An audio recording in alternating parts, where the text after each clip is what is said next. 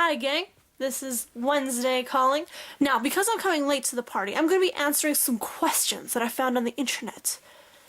I don't know enough people on the internet to ask them to ask me questions. So instead, I picked up one of those what would your main character do quizzes, and I filled it out using me. So here we go.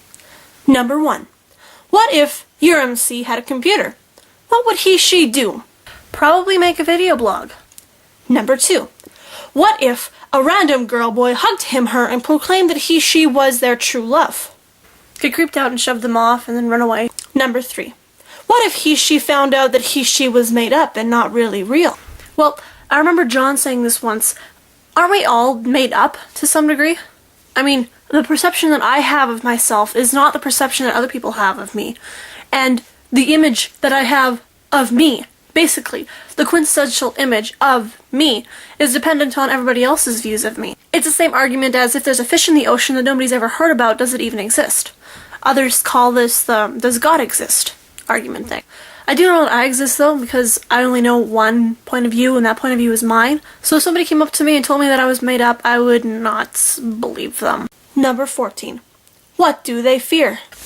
When I was little, my siblings and I had the funnest game. See, what we'd do is we'd grab one of those sleeping bags, and we'd zip it all up, and somebody would, voluntarily of course, crawl into the sleeping bag and curl into a ball at the end, and everybody else would drag the sleeping bag up and down the stairs. Oh, the good times. Of course, now I'm claustrophobic and have a fear of the dark.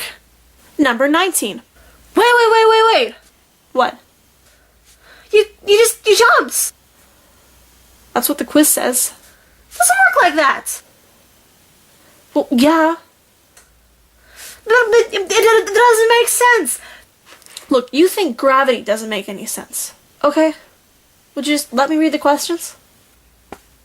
No, that's true. Number 19. What would he/she buy if he/she had just won the lottery? Oh, I love this question. First, I would give half of it to charity, and then I would split the other half of it and put that half into the investments, and then I would give some money to my family because that's what I'd have to do, and then if somebody, like a friend of mine, was the one who bought me the lottery ticket, then I'd give them some money. And then I'd totally pay off my college tuition. Yeah. And then I'd do something crazy, like buy a polar bear or something. I wouldn't do anything with him. I'd just leave him up in the Arctic and he can walk around being a polar bear, and I'd give him seal seed every once in a while. You know, I just realized this. Being up in the Arctic is kind of like being in the Hunger Games. I mean, you're really only suited for that one environment, and you don't ask to be there, and you have to fight other polar bears in order to get food like seals. And there's also like global warming stuff. You know, I think every rich person should just buy a polar bear and leave them up in the Arctic and take care of them, like sponsor this wild animal thing. Because then we wouldn't have to worry about polar bears getting so exhausted that they die in the middle of the ocean because they can't swim any further. Poor polar bears. Number 27. What is your character's birthday? When I was 7, I saw a calendar that said my birthday was the Mexican holiday, the Day of the Dead, which I thought was pretty cool. So I've just been calling it that ever since. And Samantha, if it turns out that the Day of the Dead is actually November 1st and the calendar I saw was wrong and my birthday is not November 1st, so it's the other Day of the Dead. Number 28. What is your character's most prized possession? My health! Because if you don't have your health, you have nothing. And I can testify to that because I don't know what it's like to be really, really sick, but I have blown out my knees. And that sucks because then you can't do anything fun. Also this hat, because it's really cool and it has a bunch of buttons on it.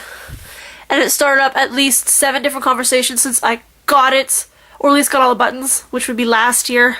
Also my family, but I'm not going to go to them because they're really hard to carry around. Number 29. Where does your character reside? This room! But it's very small, so I'm just going to go like this. It's also very messy. Please excuse this. There is my computer. There is a picture of Bruce Springsteen. This is a shelf which has some mugs for college. And this is my keyboard that I just got. It's very awesome. And this is my bed with my Hufflepuff scarf and my bag of holding. And that's it! You've had enough of me for now, but you will see me next Wednesday, and you will see Simone tomorrow.